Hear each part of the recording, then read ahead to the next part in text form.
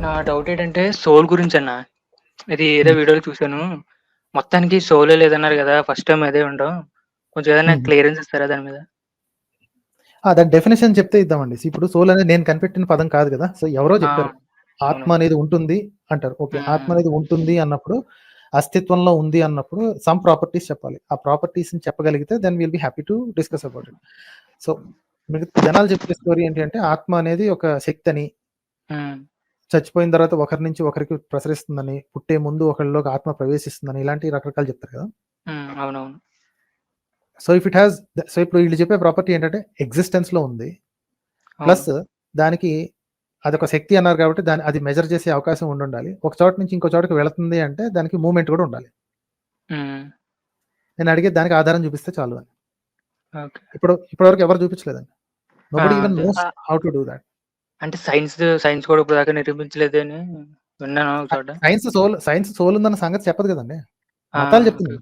ఆ! అవును. Science science ఇదేంటి నిరూపితమైనవి లేదా నిరూపించడానికి అవకాశం ఉన్నాయి వాటి గురించి చెప్తదన్నమాట. ఆ! చెప్పలేకపోయిందనుకోండి దాన్ని హైపోథెసిస్ అని సైన్స్ సైంటిస్ట్‌లే ఒప్పేసుకుంటారు. ఇది హైపోథెసిస్ అమ్మా, ఇది ఊరికే నేనేదో కబుర్లు చెప్తున్నాను. మాకు నిజంగా తెలీదు ఇక్కడ ఏం జరుగుతుందో. సో, కాబట్టి ఇగో హ్మ్. ఈ మాట అంటున్నాము అని. రైట్. డార్క్ హైపోథిసిస్ అని మ్యాటర్ గూడా చెప్పలేదా?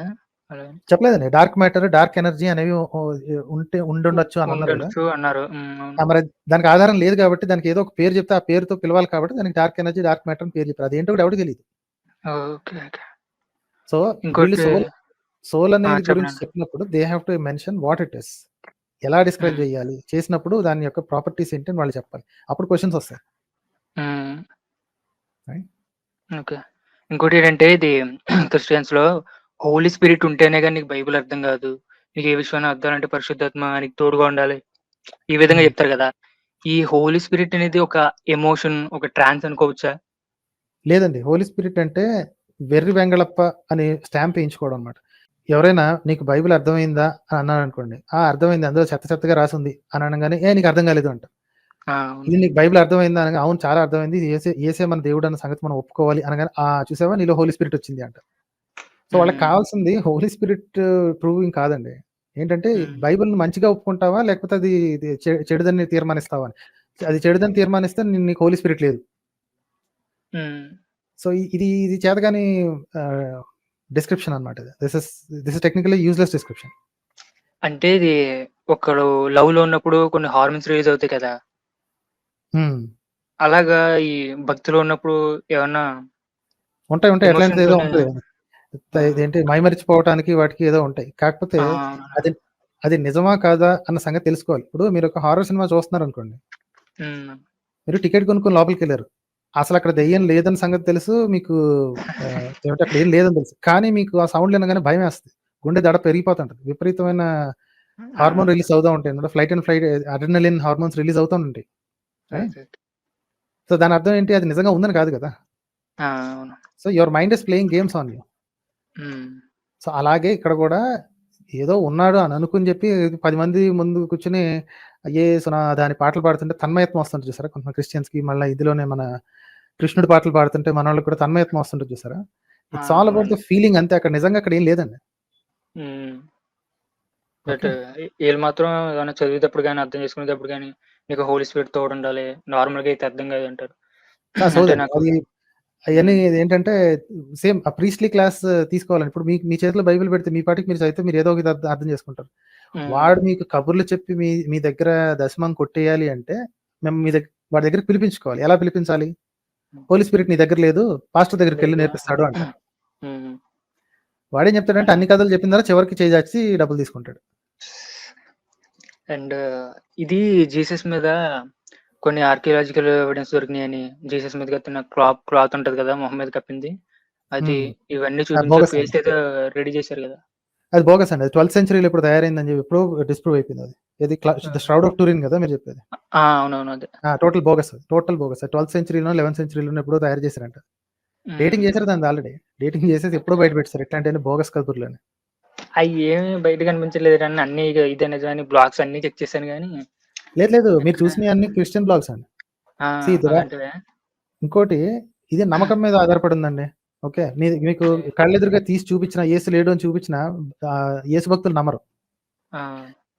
ఎవిడెన్స్ రాంగ్ అంటారు. ఓకే. రివర్స్‌లో చూద్దాం. నిజంగా యేసు అనేవాడు ఉన్నాడు అని చెప్పి తీసుకొచ్చి ప్రూవ్ చేశారనుకోండి. ఓకే. హ్మ్. అంటే యేసు అనే ఒక మనిషి ఆ కాలంలో బతికున్నాడు అని ఏదో ఒక ఆధారం తీసుకొచ్చారనుకోండి. హ్మ్. అక్కడితోటి ఎండ్ అవ్వలేదు వాళ్ళ క్లెయిమ్స్. ఇప్పుడు ఇదేంటి 'వెంకటరత్నం' అనే ఒక పేరుతోటి ఒక మనిషి ఉన్నాడు. ఆహ్, ఇదేంటి ఒక 100 ఏళ్ల క్రితం ఉండేవాడు అని నేను అన్నా అనుకోండి. హ్మ్. Is that an abnormal claim? ఉంటే ఉండొచ్చు కాక ఏం 'వెంకటరత్నం' అనే పేరు అంత విచిత్రమైన పేరేం కాదు కదా! ఉంటే ఉండొచ్చు. మన తెలుగు ఆ! రాష్ట్రాల్లో ఎవరో ఒకళ్ళు పెట్టుకొని ఉండొచ్చు అంట. రైట్? అంతేను. ఆ టైంలో, ఆ కాలంలో 2000 ఏళ్ల సంవత్సరాల క్రితం యెషువా అనేది కామన్ పేరండి. అట్‌లీస్ట్ ముగ్గురు, నలుగురికి ఉన్నదన్న సంగతి ఈ రాతల్లో బయటపడ్డాయి. అదే హ్మ్. సుమారుగా అదే ప్రాంతంలో. సో, యెషువా అనే ఒక పర్సన్ ఉంటే ఉండొచ్చు గాక ఏమైంది? అంటే హ్మ్. అప్పుడు అతను చెప్పిందంతా నిజమే గదా! అని. అరే! ఒక పర్సన్ ఉన్నాడు అని చెప్పడం ఒక క్లెయిమ్. ఆ పర్సన్ హ్మ్. చెప్పిందంతా నిజం అనేది రెండో క్లెయిమ్. రెండో క్లెయిమ్‌కి ఇంకా ప్రూఫ్ కావాలి గదా! హ్మ్. అవునండి. రైట్? క్లెయిమ్ పెరిగే అంటే కొద్దీ ప్రూఫ్ కూడా కొంచెం స్ట్రాంగుండాలి. ఎగ్జాక్ట్‌లీ. మనం ఆ! వెంకటరత్నం తీసుకుందాం. ఇందాక ఇప్పుడు ఈ వెంకటరత్నం ఉన్నాడు అని చెప్తున్నా. ఉంటే ఉండొచ్చు గాక ఒప్పుకుందాంలే కాసేపు అని మీరంటారు. ఆ తర్వాత లేదు అతను ఒకసారి ఒక కొండని ఎడమ చేత్తో పైకెత్తి కింద పడేసాడు అని నేను చెప్పాననుకోండి. హ్మ్. వెంకటరత్నం ఉన్నాడు కాబట్టి మరి ఇది కొండెత్తి దింపాడన్న సంగతి కూడా ఒప్పేసుకుంటారా మీరు? లేదు గదా! లేదండి. లేదు. లేదు. ఎగ్జాక్ట్‌లీ. సో, యెషువా అనే ఒక మనిషి ఉన్నాడు అని ప్రూవ్ చేసినంత మాత్రాన ఇదేంటి మంచినీళ్ళని వైన్‌గా తయారు చేశాడని గాని, ఆహ్, హ్మ్. ఈ ఈ చేపలు ఇది పెట్టి 5,000 మందికి ఫుడ్ పెట్టాడని గాని, none of this can be true. Each one ఇది should be proved separately. So, అంటే అవేవి లేకపోతే మిరాకిల్స్ ఏమి లేకపోతే అతను దేవుడు కాడు. అతను సాధారణ అవునండి. అవును. మామూలు ఒక రెబాయ్. ఇప్పుడు అవును. అటు ఇటు తిరిగే వాళ్ళని వీళ్ళని చూసుకునే ఒక సాధారణ బాబాలంటాడు. మన దగ్గర ఉన్నారు కదా! టోపీ అమ్మ వీళ్ళు బాబాలున్నారు కదా! దిగంబర అవును. బాబాలు. అలాంటోడే అవును. ఒకడు. ఆ! ఇది అదే అడగాల్సింది. ఇంటర్నెట్‌లో చూసాను. హ్మ్. జీసస్ క్రిస్ట్ మీద రియల్‌గా ఉన్నాడు ఈ పర్సన్ అని అడిగితే మోస్ట్ ఆఫ్ ది బ్లాగ్స్ అయితే మెయిన్ బ్లాగ్స్ చిన్న చిన్నవి కాదు. మెయిన్ బ్లాగ్స్ అయితే స్ట్రాంగ్ ఎవిడెన్స్ అయితే ఏం లేదని చూపించింది. ఆ లేదండి. తర్వాత స్ట్రాంగ్ ఎవిడెన్స్ ఈ లేదు. మీరు ఓన్లీ క్రిస్టియానిటీ వాళ్ళని చూసుకుంటే వాళ్ళకది సరిపోయింది. వాళ్ళు ఆల్రెడీ బిలీవ్ ఆ! చేసారు కాబట్టి సరిపోయిందనుకుంటారు. అవునవును. ఆ! బట్ నేను నేను ప్రొవైడ్ చేసేదేంటి అంటే నేను చెప్పేదేంటంటే ఉంటే ఉండొచ్చు గాక ఒక మనిషి ఉన్నాడు. అతనికి ఒక పేరుంది. అతని పేరు యెషువా అంటే అందులో వింతే ఉంది. హ్మ్. రైట్. అవును. అప్పుడు నెక్స్ట్ క్లెయిమ్‌కెళ్ళాల. అంటే యేసు ఇంతమందికి ఫుడ్ పెట్టాడండి. ఏది మొత్తానికి చేపలు ఒక 4 రొట్టె ముక్కలు 4 చేపలతోటి 5,000 మందికి ఫుడ్ పెట్టాడు. ప్రూవ్ చెయ్యి. హ్మ్. అంటే ఒకసారే జరిగింది. రెండోసారి జరగదు. I don't care. అలా అయితే నేను ఎన్నైనా చెప్తా. మా హ్మ్. వెంకటరత్నం ఎడమ చేత్తో కొండెత్తి కింద పడేసాడు. నమ్ము మరి. హ్మ్. రైట్. నువ్వు అంతేను. ఒక్కడివే చెప్తే ఎట్ట కుదురుద్ది 10 మంది చెప్తే నేను 10 మందిని తయారు చేస్తానండి. అదే జరిగింది అక్కడ కూడాని. ఓకే. చెప్పమంటే ఎంతమంది చెప్తే ఎంతమందైనా చెప్తారు కదా! ఎగ్జాక్ట్‌లీ. ఎంతమంది చెప్తే ఆ! నమ్ముతారు. ఎందుకంటే స్టార్టింగ్‌లో మీకు ఈ బైబిల్ హిస్టరీ ఏమాత్రం తెలిసినా స్టార్టింగ్‌లో 100, 200 కంటే కూడా ఎక్కువ ఫాలోవర్స్ లేరండి.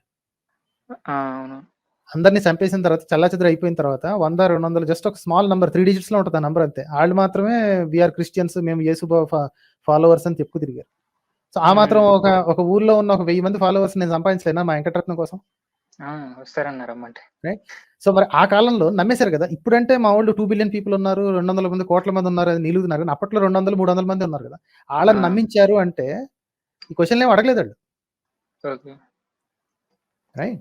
సో, హ్మ్. అలా ఆ క్లెయిమ్స్‌ని అక్కడి దాకా తీసుకెళ్ళాలండి మేము. అవును. ఓకేనండి? ఓకేనా. అంటే ఇంతలాగా అడిగేంత ఎవరు లేరు నా సర్కిల్‌లో. అందుకని ఇంకా డైరెక్ట్ మీతోటి ఛాన్స్ దొరికింది. చాలా థాంక్స్ అన్న. షూర్. షూర్. అండ్ ఫ్యూచర్‌లో ఏమైనా ఈ క్రిస్టియన్ ఫుల్ హిస్టారికల్ ఎవిడెన్స్ మీద ఏమైనా వీడియోస్ రావచ్చునా? జస్ట్ డౌట్ అంతే. చూస్తానండి. చూస్తానండి. అంటే ఇది Mahabharatam line to line disprove చేస్తూ వచ్చారు గదా! అట్లాంటియి నాకు రామాయణం. అలాంటిది నాకు బోలెడంత ఇంట్రెస్ట్. నేను బయటకొచ్చింది ఇందులోంచి దాని మీద ఎక్కువ ఇంట్రెస్ట్ అండి. So, okay. వీళ్ళ క్లెయిమ్స్ ఎక్కువయ్యి వీళ్ళు పెట్టరేయకపోతుంటే అప్పుడప్పుడు ఈ ఇస్లాం మీద, క్రిస్టియానిటీ మీద పెడతాను గానీ, హ్మ్. నాకు ముందు నా నా ఎక్స్ హిస్టరీ ఏదైతే ఉందో దాని గురించి తెలుసుకోవడం నాకు ఇష్టం ఇష్టం అన్నమాట. నా పాత హిస్టరీ. మీ ఎక్స్ హిస్టరీ సేమ్ నాకులాగానేనా క్రిస్టియనేనా? క్రిస్టియన్ కాదండి. క్రిస్టియన్ గదా! ఓకే. ఓకే. అంటే మీ గురించి తెలిసి పెద్ద పెద్దోళ్ళైతే ఎవరు రారు. అందరూ చిన్న చిన్నోళ్ళు రావచ్చు మేబీ. తప్పదండి. అండ్ వాళ్ళతోనే మేనేజ్ చేయాలి. ఏం లేదే పెద్దవాళ్ళు వాళ్ళు వీళ్ళొస్తే కెమెరా ఆన్ చేద్దాం అనుకుంటున్నాను. ఎవరికీ మరి ఇంట్రెస్ట్ లేదు.